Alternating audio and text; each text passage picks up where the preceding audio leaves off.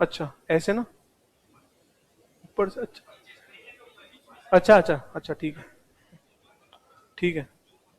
हाँ हाँ कोई, अरे यहाँ पर इनकी आंखों में ऐसे जूम लगे हुए हैं आज। ठीक है। अब देखो ये क्या है, वैश्विक नवाचार सूचकांक। अब देखो इसको ना बड़ा लग रहा है नवाचार। नवाचार का क्या है, नया विचार, इनोवेशन। कोई नया आइडिया आया है ना, उसको बोलते हैं नवाचार। ठीक है, तो global innovation index again important क्या है, agency, world intellectual property organisation, वीपो, WIPO, world intellectual property organisation. ठीक है ना, ये भी एक यूएन की एफिलेटेड एजेंसी है, जो कि जो इंटेलेक्चुअल प्रॉपर्टी है उसके ऊपर रैंकिंग निकालती है कि कौन सी जो कंट्री है उसमें कितना जो इनोवेशन है वो कितना हो रहा है। ठीक है ना, इसमें इंडिया का स्थान क्या है, 40वां। पहले क्या था, अब क्या है, ये इंपॉर्टेंट नहीं है, हमको ये याद रखना है इसमें कि कौन सी एजेंसी निकालती है, वीपो। अगर याद भी रखना है तो सिर्फ ये याद रखना है कि 40वां स्थान अभी है, पहले इससे 41वां ऐसे कुछ था, 46वां। हमने जंप मारा है कुछ 81 से और हम 40 पर आए हैं, 41 लिस्ट की, ये सब जरूरी नहीं है। ठीक है ना, अगर किसी को कोई क्वेरी हो ना कि इसमें क्या देखते हैं क्या देखते हैं, तो वो मैं बता दूंगा। इसके इंडिकेटर्स नहीं है, एक दो नहीं है, काफी सारे इंडिकेटर्स हैं। ये देखते हैं कि कितने स्टार्टअप्स हुए हैं, कितने रजिस्टर्ड हुए हैं, मतलब जो आपको पता है, IPR सुना है किसी ने, इंटेलेक्चुअल प्रॉपर्टी राइट्स सुना है, वो कितने रजिस्टर्ड हुए हैं, इन सबका एक समायोजित करके ये रैंकिंग निकालते हैं, इतनी इंपॉर्टेंट नहीं है। हाँ 131 32 यही रहते हैं एक्चुअली, ये ना बड़ा मुश्किल होता है। नहीं बचपन, बचपन से तो कोई नहीं पढ़ता इन सब चीजों को। हाँ हाँ बिल्कुल आए होंगे स्कूल टाइम में तो। अब सुनो, मेरे इसमें इशू क्या रहता है मैं आपको बताता हूँ। एक्चुअली ह्यूमन डेवलपमेंट इंडेक्स है ना, उसमें इंडिया इसलिए नहीं भर पाया, उसका एक कारण है। हम, आपने कभी सुना है मिडिल ट्रैप, सुना है किसी ने मिडिल ट्रैप? इंडिया एक मिडिल इकोनॉमी है। हम क्या होती है, तीन चार तरीके की इकोनॉमी होती है। एक होती है लोअर, एक मिडिल, एक उसमें मिडिल में अपर मिडिल, और एक डेवलप्ड। हम क्या, एक मिडिल, हमारे मिडिल ट्रैप है, हम जो डेवलपिंग नेशन है ना उसमें फंस के रह गए हम। जो मिडिल साइज इकोनॉमी उसमें फंस के रह गए, और आपको भी मैं दिखाऊंगा कि इसमें है ना जो HDI होता है, उसमें इकोनॉमी भी एक बहुत बड़ी पार्ट है। पर कैपिटा जो नेशनल इनकम है हमारी, वो हमारी बहुत सालों से एक ही जगह पर अटकी जा रही है बस, वहीं पे। इसलिए आप बचपन से यही देख रहे हो कि इंडिया की लगभग यही है। और इसमें बहुत ज्यादा किसी भी कंट्री ने उछाल नहीं मारा है। जो बड़ी बड़ी कंट्रीज है, स्विट्जरलैंड इसमें टॉप पे है शायद, स्विट्जरलैंड और ये सब है ना। हाँ, ये देखो इनोवेशन में भी टॉप पे रहती है, अभी जो ग्लोबल इनोवेशन इंडेक्स था ना उसमें टॉप पे थी ये। ठीक है ना, ये इनोवेशन वगैरह में सब पे टॉप पे रहती है। क्यों, ऐसा क्यों है कि स्विट्जरलैंड इतना टॉप पे रहता है इनोवेशन में? देखो अब ये इन्होंने एक वर्ड बोला, रिसर्च। रिसर्च के लिए वहां इतनी अच्छी फैसिलिटी है ना, रिसर्च के वहां इतनी अच्छी फैसिलिटी है कि वहां अपने आप जो लोग हैं वो, मतलब दूसरी कंट्री के भी जो लोग हैं ना, वो वहां की नेशनलिटी लेके और वहां पे रिसर्च करने जाते हैं। जैसे यूरोप में क्या होता है ना, नेशनलिटी किसी और कंट्री के लेना बड़ा आसान है।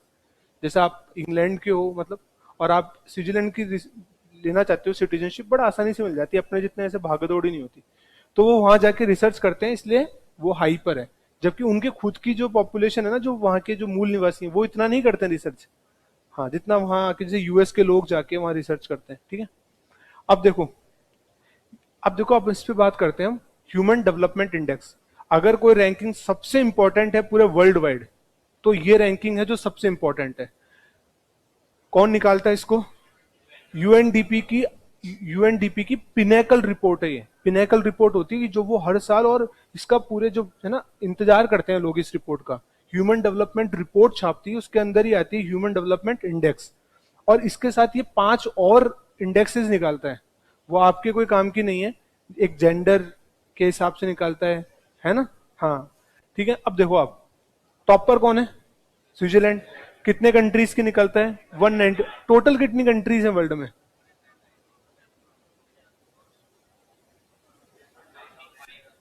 देखो इसमें है ना, देखो मैं बताता हूँ, इसमें मैं आपको बताता हूँ, इसमें आप कोई भी सटीक जवाब नहीं दे पाओगे।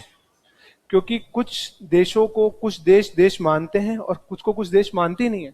जैसे फिलिस्तीन है, उसको कुछ कंट्री मानते हैं और कुछ उसको नहीं मानते। ताइवान बोला आपने, चाइना बोलता है कि वो हमारा पार्ट है, कुछ कुछ उसको एक डिफरेंट नेशन मानते हैं, तो इसमें कोई लड़ाई नहीं है।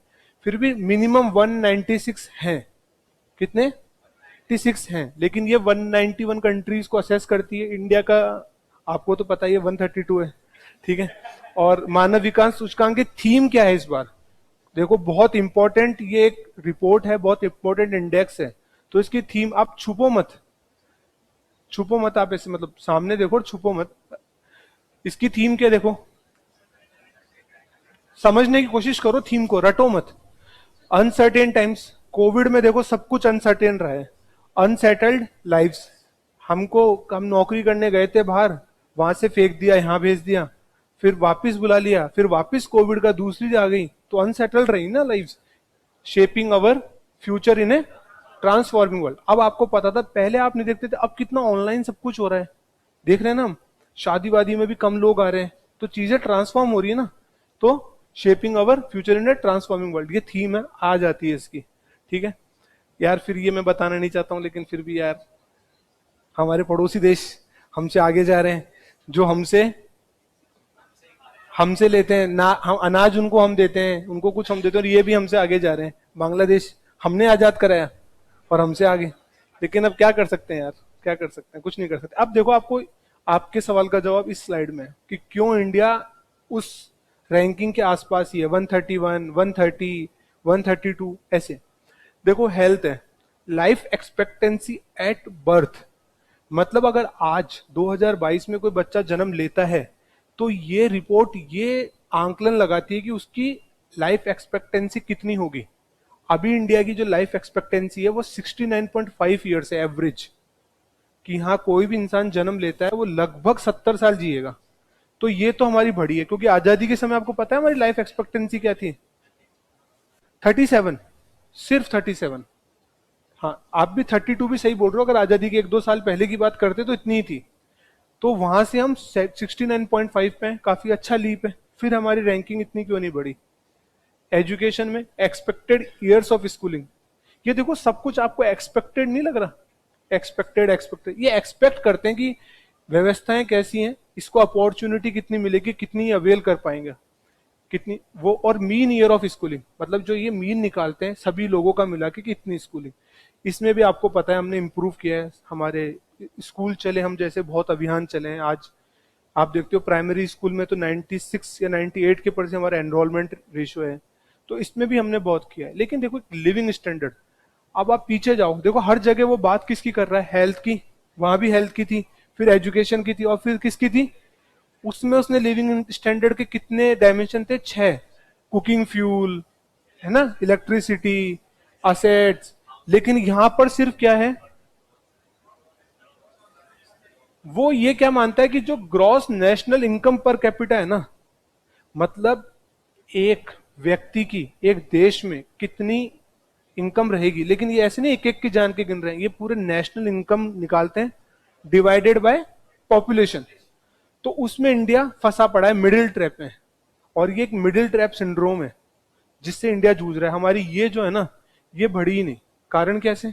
हमारी नेशनल इनकम तो बढ़ी, लेकिन साथ के साथ में पॉपुलेशन भी बहुत बढ़ी, और अभी हमारा जो पॉपुलेशन का ग्राफ है वो बढ़ता ही जा रहा है, और 2047 तक बढ़ता ही रहेगा, और हम अभी थोड़े ही दिनों में चाइना को सरपास कर जाएंगे। हाँ मतलब अभी 2023 में कर देंगे यार, अभी तो नहीं किया। तो आपको समझ में आ गया ना कि क्यों हो रहा है? इसकी वजह से हो रहा है। यहाँ तो हम इम्प्रूव कर चुके हैं, ठीक है। ये इंपॉर्टेंट नहीं है, लेकिन फिर भी यार इसमें ना ये चीज ध्यान रखना, इंपॉर्टेंट कुछ नहीं है। एक जो थोड़ी इंपॉर्टेंट बात है ये कि सिर्फ ब्रिटेन के ही शासन नहीं करते हैं। ये जो ब्रिटेन की क्वीन होती है ना, वो ब्रिटेन के अलावा कुछ 12-15 देश ऐसे हैं जिनकी भी राष्ट्राध्यक्ष थी। ऑस्ट्रेलिया, न्यूजीलैंड, ये जनरली कॉमनवेल्थ नेशंस हैं, जो कि वहां की अपना उसको राष्ट्रीय अध्यक्ष मतलब हेड ऑफ द स्टेट मानते हैं। किसको? ब्रिटेन की क्वीन को। जनरली ये वो कंट्रीज हैं जो कि ब्रिटेन की कॉलोनी रही थी। तो उन्होंने कॉमनवेल्थ जो नेशन है, कॉमनवेल्थ की जो स्पिरिट है उसको कायम रखने के लिए उसको अपना हेड ऑफ स्टेट बनाए रखा। तो कौन कौन है? ऑस्ट्रेलिया, बड़े बड़े नेशन से बात करते हैं, ऑस्ट्रेलिया, न्यूजीलैंड और बहामास वगैरह कुछ नहीं है। देखो और कुछ नहीं है, कोई बड़ा कोई नेशन नहीं, लेकिन ये दो हैं। ऑस्ट्रेलिया और न्यूजीलैंड, ठीक है ना। और क्रिकेट में कैसे लड़ते हैं, ऑस्ट्रेलिया और इंग्लैंड है, और हेड ऑफ स्टेट एक ही बना रखा है। ये मुझे भी जब पता चला था तो मुझे थोड़ा सा ऐसा लगा कि यार ऐसा क्यों हुआ, फिर मैंने इसके बारे में पढ़ा। आपको भी पता हो ना, तो इंडिया को भी ये सुझाव दिया गया था, पता है आपको। ये सुझाव दिया गया था जब आजादी मिल रही थी ना हमको, तब ये सुझाव दिया था कि आप एक काम करो, बाकी सब ले लो, बस है ना हमारी जो रानी है ना उसको हेड ऑफ द स्टेट मानो। तो कहाँ मानने वाले थे हम, तो इतने सालों से त्रास त्रस्त थे इनसे, तो हमने ये हटा दिया। लेकिन जब ऑस्ट्रेलिया और न्यूजीलैंड ना चालाक थे इस चीज में, उन्होंने देखा कि यार जब हमको पूरी आजादी मिल रही है, और ब्रिटेन उस वक्त थोड़ा पावरफुल तो था क्योंकि वो P5 नेशंस में था। अगर P5 नेशंस की उसने क्या करा ना, वो बेनिफिट लिया P5 नेशन के इंग्लैंड के होने का, तो इंग्लैंड पर न्यूजीलैंड और ऑस्ट्रेलिया को ना सारे बेनिफिट्स मिले। वर्ल्ड में जो भी बेनिफिट्स मिल सकते थे ना उसको ट्रेड में, वो सारे बेनिफिट्स को इंग्लैंड ने दिलाए सिर्फ और सिर्फ इस बात पे, क्योंकि उनकी हेड ऑफ स्टेट उन्होंने एलिजाबेथ को मान लिया था। देखो, लेकिन हमें क्या ज्यादा इंपॉर्टेंट है, स्वाभिमान। बाकी देखते रहेंगे हम, क्योंकि हमें क्या बनना है, आत्मनिर्भर, ठीक है ना। क्या बनना है, आत्मनिर्भर, ठीक है ना। अभी तो थोड़ा मेरे पे निर्भर रहो, लेकिन मैं तुम्हें आत्मनिर्भर बना दूंगा आज क्लास के बाद। तुम आत्मनिर्भर हो जाओगे, कैसे तुम्हें जीके पढ़नी है, कैसे तुम्हें आगे तैयारी करनी है, उसकी तरफ, आत्मनिर्भरता की तरफ एक कदम बढ़ा दोगे तुम आज। अब देखो, हाँ मोदी जी ने, मैं भी उनसे इस आत्मनिर्भरता के कंसेप्ट से काफी मतलब प्रेरित हूँ, हाँ। अब देखो, भारत जापान में 2+2 की मिनिस्ट्रियल कॉन्फ्रेंस हुई है। देखो, 2+2 एक मिनिस्ट्रियल कॉन्फ्रेंस होती है जो कि इंडिया 4 नेशंस के साथ रखता है। सबसे पहला तो देखो जापानी है जिसका दिख रहा है आपको, यूएस है, ऑस्ट्रेलिया और रशिया। अभी हमने लेटेस्ट किसके साथ शुरू करी है, रशिया के साथ भी शुरू कर दी है क्या, हाँ, ठीक है ना। इसमें आ जाएगा आपको लिखा हुआ। लेकिन अब देखो क्या होती क्या है 2+2 मिनिस्ट्रियल कॉन्फ्रेंस, इसमें क्या होता है, हमारी कंट्री के फॉरेन मिनिस्टर और डिफेंस मिनिस्टर दूसरी कंट्री के फॉरेन मिनिस्टर और डिफेंस मिनिस्टर से मिलते हैं और वहां पर साथ में बातचीत करते हैं और जो भी मुद्दे होते हैं उनको सुलझाते हैं। तो देखो, ये बता दिया हमारे रक्षा मंत्री कौन है और विदेश मंत्री, ठीक है, कोई इंपॉर्टेंट नहीं है। देखो इसमें क्या है, इन्होंने जो बताया है ना, देखो ये बताते तो कुछ और है और वहां पे मुद्दे डिस्कस कुछ और करते हैं। देखो, हमको सब कुछ थोड़े बताएंगे, लेकिन इन्होंने जो मुद्दा बताया हमको वही रखना है कि इनकी जो कॉमन एक एक्सरसाइज है वो कौन सी है। तो इंपॉर्टेंट ये हो गई अब कि धर्मा गार्जियन किस किस कंट्री के बीच में होती है। फिर जिमैक्स, इसमें देखो जापान इंडिया मिलिट्री एक्सरसाइज, इसकी फुल फॉर्म है जिमैक्स की, रटना नहीं है, Japan India military exercise Malabar सहित। और ये एक है ना मालाबार होती है, पता है कौन कौन सी कंट्रीज के बीच में होती है, मैंने अक्टूबर की कंट्रीज बताओ यार, फर्स्ट क्लास और सेकंड क्लास में कौन कौन थे, हाथ खड़ा करो पहले, अब टेस्ट होगा देखो। अब बताओ, नहीं तुम मत नहीं बताओगे, तुम बताओ मालाबार में कौन कौन सी कंट्रीज हैं। नहीं नहीं, हाँ, जापान और, गजब, ठीक है ना। तो मालाबार में क्या है, 4 कंट्रीज की नेवल फोर्सेस पार्टिसिपेट करती हैं। ये चारों कंट्रीज के जो इन्होंने नाम लिए वो कौन सी ग्रुपिंग में है, क्वाड, इनका कौन सा ग्रुप है, क्वाड, ठीक है ना। तो ठीक है ना, एक अभ्यास क्या थी, एक एक इन्होंने ऐसी है ना एक एक्सरसाइज की थी मिलन, है ना, वैसे तो है ना। और उसमें क्या किया था, सिर्फ और सिर्फ आपूर्ति, मतलब हाँ सब ये वहीं पे होती है। मतलब देखो जापान हमारे कौन सी कोस्ट पर है, ईस्टर्न कोस्ट पर होती है ना, जनरली वहीं होती है ईस्टर्न कोस्ट पर, ठीक है ना। पढ़ लो लास्ट लाइन ये, क्या नाम है आपका, पढ़ो इस लाइन को, थोड़ा तेज पढ़ना यार, हंसने की बात थोड़ी, बोल को जोक थोड़ी मार दिया मैंने, शर्माने की बात नहीं है यार। हाँ नहीं था पहले, नहीं आप पढ़ो। देखो कोई शर्माने वाली बात ही नहीं, मेरे को ऐसा काम करवा ही नहीं रहा आपसे यार शर्माने जैसा। बताओ, बोलो इसको फटाफट, टाइम वेस्ट मत करो यार क्लास का, फटाफट करो। नहीं नहीं नहीं, तुम तुम क्लास में बैठे हो इतनी देर से, तुम्हें सही से नहीं दिख रहा, यहाँ आके बैठो, बीच में सही से नहीं दिख रहा, यहाँ आके बैठ कर फिर बोलो, सेंटर में बैठो, तुम नहीं दिख रहा तो सही, दिख रहा है ना, अब बोलो। नहीं नहीं नहीं, बोलो, तो आगे आके बैठ के देखो ना। यार ऐसे कैसे, तुम्हें दिख रहा है ना? तुम्हें दिख रहा है? बताओ, तुम्हें नहीं दिख रहा? चश्मा दिखा के लाना। मैं बोलता हूं, भारत है ना, अमेरिका, जापान, ऑस्ट्रेलिया, रूस के साथ 2+2 का सिर्फ 4 कंट्रीज हैं, ये याद रखना। क्वेश्चन आएगा तो कोई और कंट्री से फंसाएगा, और जनरली ऐसी कंट्री से फंसाएगा कि आपको लगेगा कि हाँ करता है। अब मैं बताता हूं कौन सी कंट्री को वो फंसा सकता है। चीन। हमें लगेगा यार चीन के साथ बड़ा नेशन है चाइना, तो उसके साथ हम कर सकते हैं, लेकिन हम उसके साथ ऐसा कोई भी वार्ता नहीं करते। ठीक है ना? अब यार ये तो तुमको पता ही है, बदमाश आदमी ये तो कुछ ना कुछ करता, मतलब इसको, मेरे को ऐसा लगता है ना, इसको मतलब है ना हेडलाइंस में आने का शौक है। ये कुछ ना कुछ ऐसा करता है ये इंसान की, बस कैसे भी करके हेडलाइन में आ जाए। इसने अभी सितंबर मंथ में क्या बोल दिया कि अब हम न्यूक्लियर पावर है, अब हमें अगर कोई भी छेड़ेगा तो हम ठीक है, तो इसने अपने आप को खुद ने घोषित कर दिया कि मैं हूं। ठीक है ना? और ये करता रहता है बीच बीच में।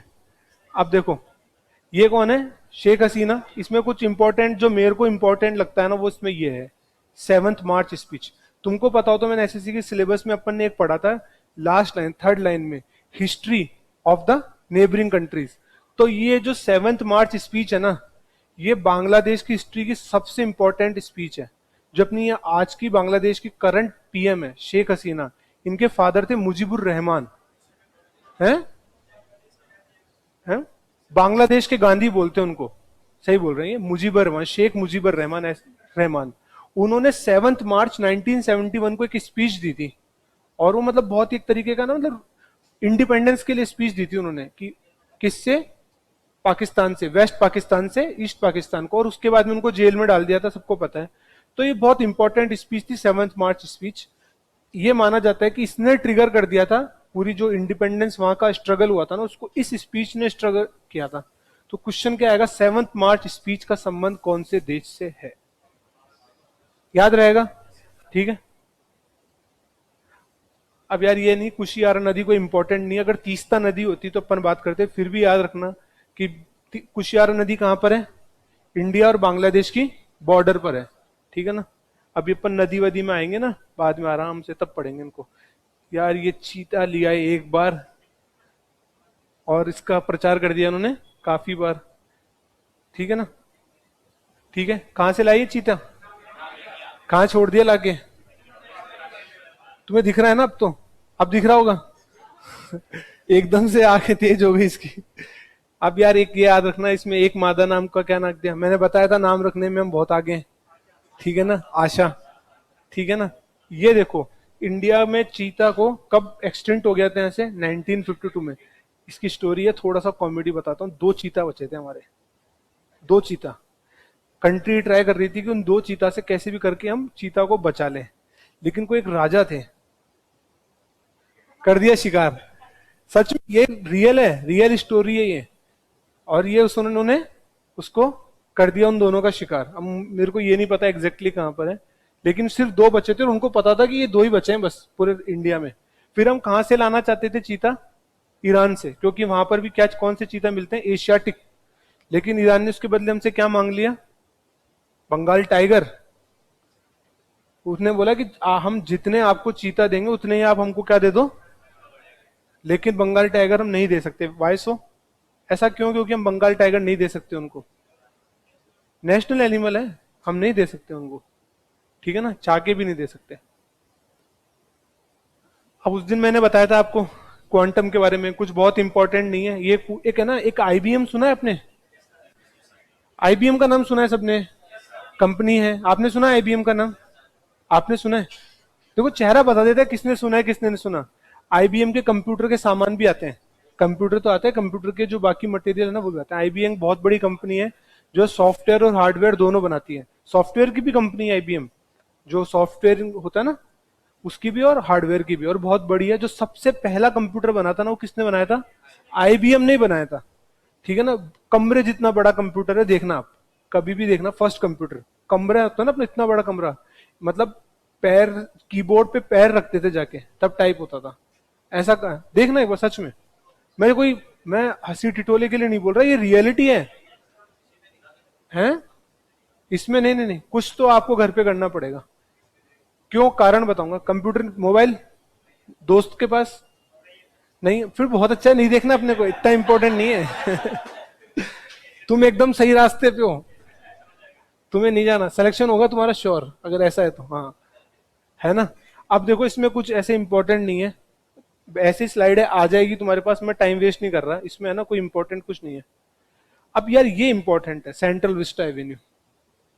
देखो अभी है ना, हाल ही में एसएससी कुछ क्वेश्चन ऐसे पूछ रहा है जो इंपॉर्टेंट, हमारा कोई प्रोजेक्ट हो रहा है ना, वो ये भी पूछ रहा है ये कौन सी कंपनी है जो इस प्रोजेक्ट को कर रही है। सेंट्रल विस्टा को कौन सी कंपनी कर रही है?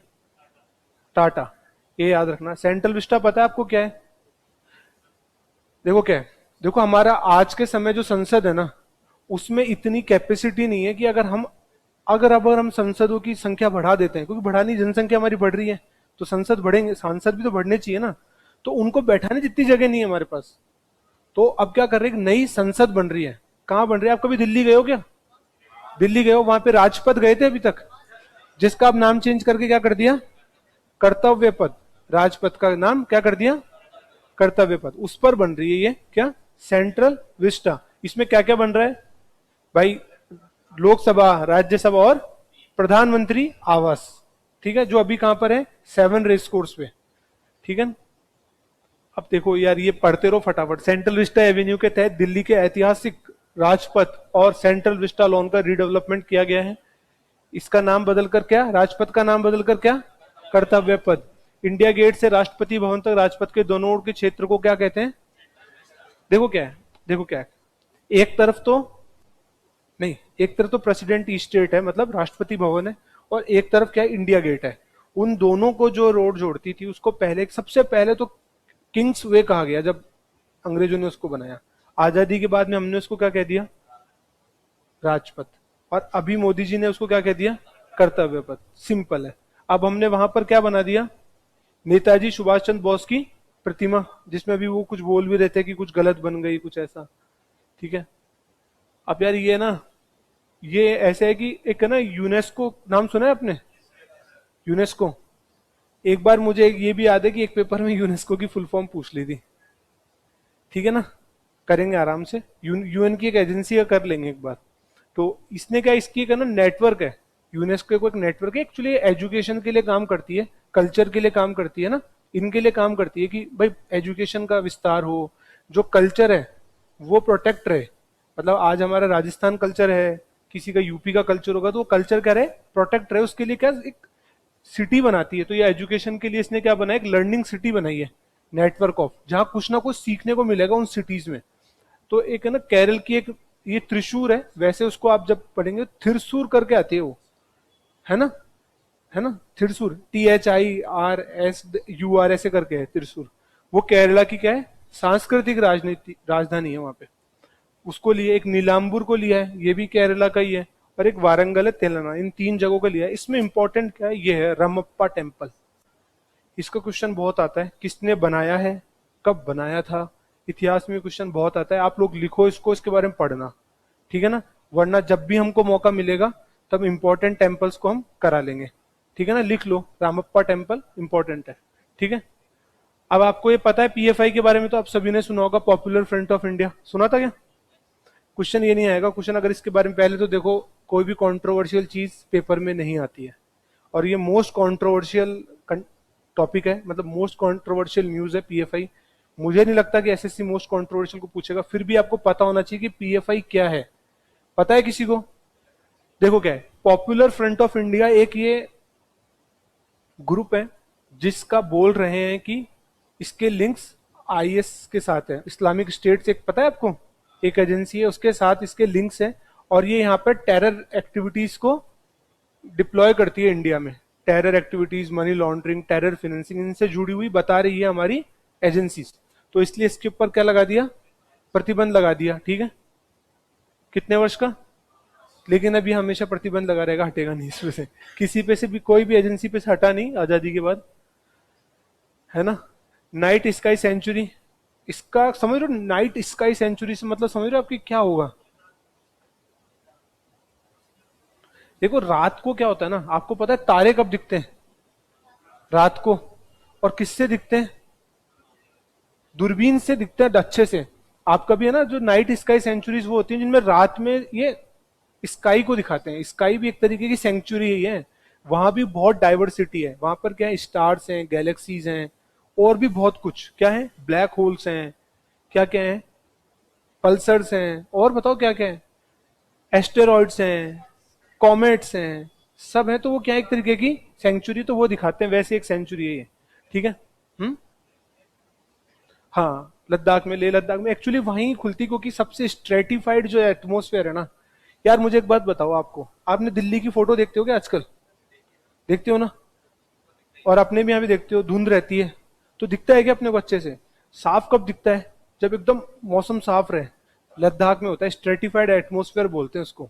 क्या बोलते हैं?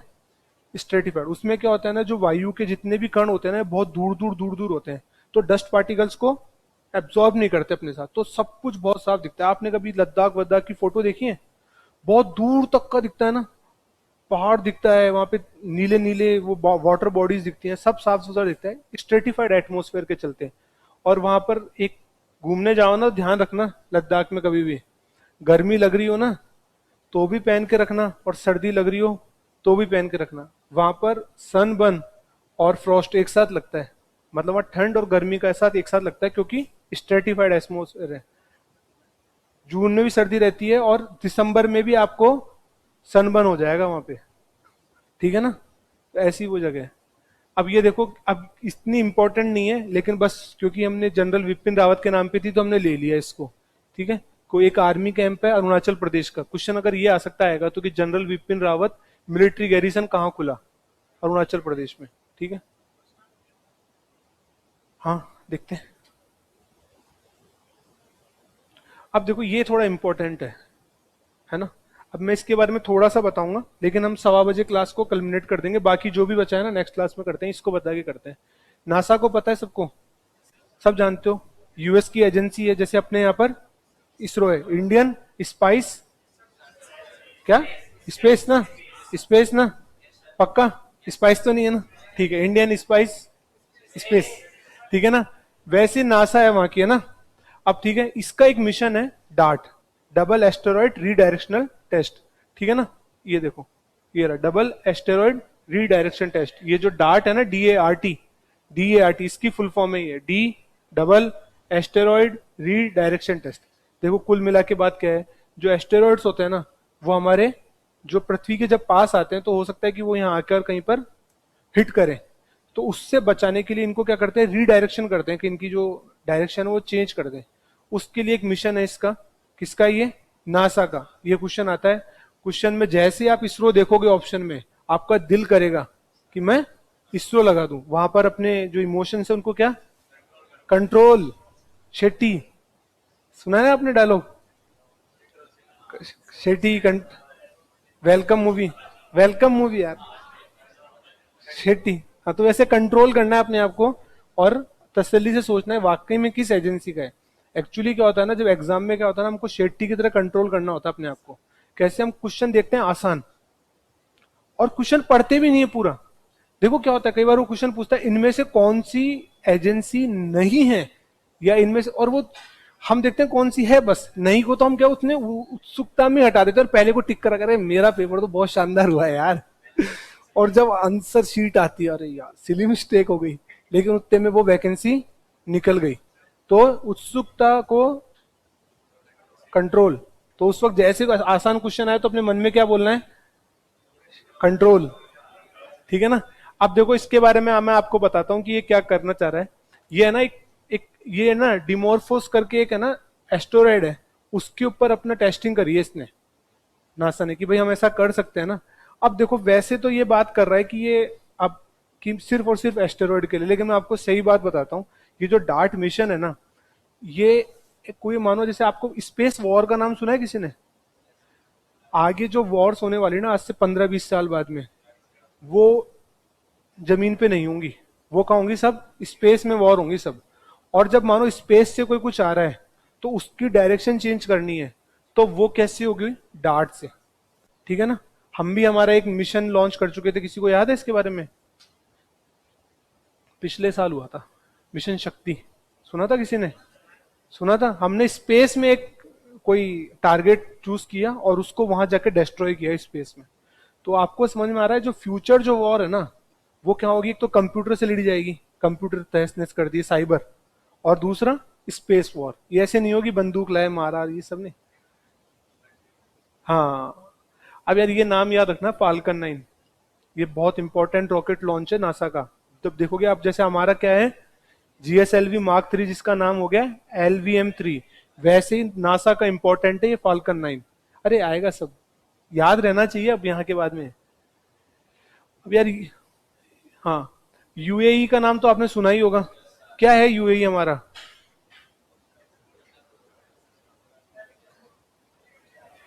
दूसरा सबसे बड़ी एक्सपोर्टिंग नेशन है हमारे लिए।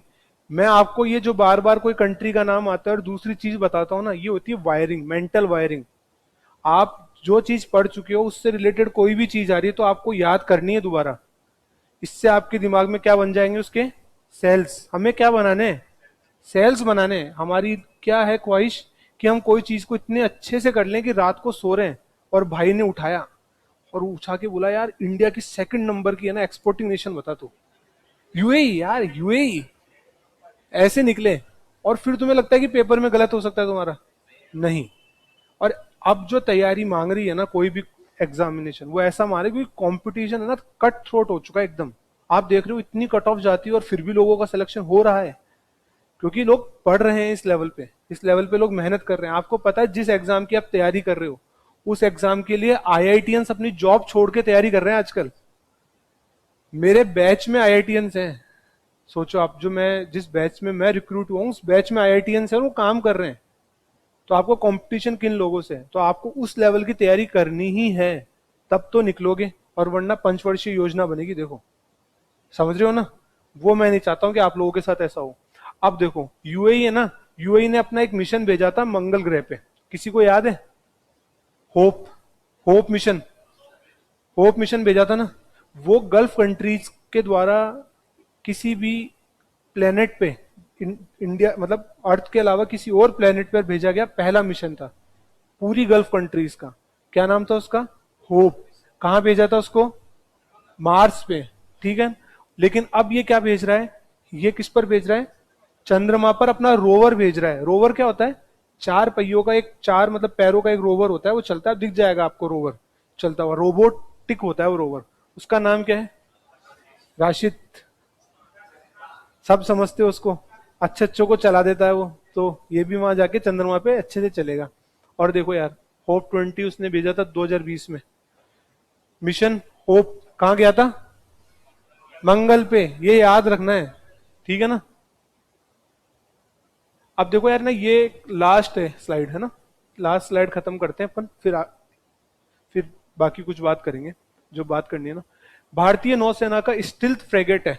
अब फ्रिगेट आपको पता है क्या होता है? एयरक्राफ्ट नहीं होता ये। नहीं नहीं नहीं, ये नौसेना का एक जहाज होता है। फ्रैगेट ये क्या होता है ना, बहुत फास्ट स्पीड से चलता है ये। लड़ाकू जहाज होते हैं ये। क्या करते हैं? बहुत तेजी से चलते हैं और फिर वहां जाके मशीन गन से फायरिंग या जो भी इनके पास जो भी रहती है ना, उससे फायरिंग करते हैं।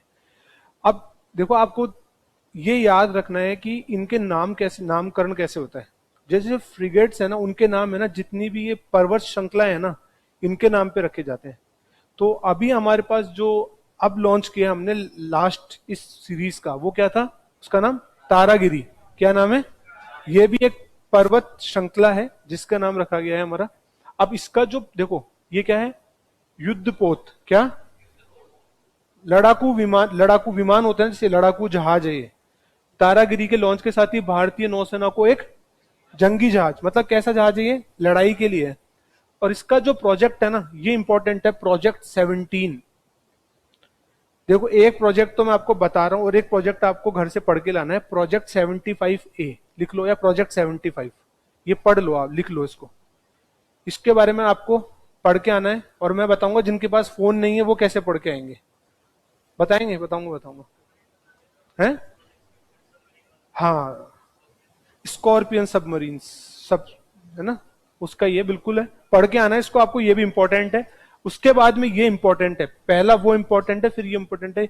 ये प्रोजेक्ट 17 अल्फा है, ये अल्फा फ्रिगेट्स। ये जो ए है ना, ये अल्फा का ही है, अल्फा श्रेणी की फ्रिगेट्स हैं ये। वो हमको उसमें नहीं जाना, वो बहुत ज्यादा टेक्निकल हो गया। ये क्या होती है ना, ये स्टिल्थ गाइडेड मिसाइल फ्रिगेट की है। मतलब ये ना, मतलब ऐसे जाती हैं दुश्मन की, जो कोई पनडुब्बी होगी किसी के पास, कि दुश्मन को पता नहीं लगता और पहुंच जाती है वहां पे। इसकी एक ये श्रेणी, ये एक प्रोजेक्ट है जिसके तहत ये डेवलप कर रहे हैं। ऐसी 7 या 6 है ना, 7 है, हाँ 7 कर रहे हैं ये कुल, टोटल ऐसे कुल 7 जहाज बनाएंगे। सबके नाम देखो, उदयगिरी, दूनागिरी, नीलगिरी, हिमगिरी, और ये देखो यहाँ पे महेंद्रगिरी, विंध्यागिरी, ऐसे।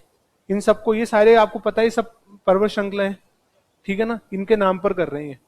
समझ में आ गया? एक प्रोजेक्ट आपको पढ़ के आना है। अब देखो हम बात करते हैं जो मैंने आपको बताया था ना, इसको तो बंद कर दो, हो गया, इसके आगे से शुरू करेंगे नेक्स्ट क्लास में।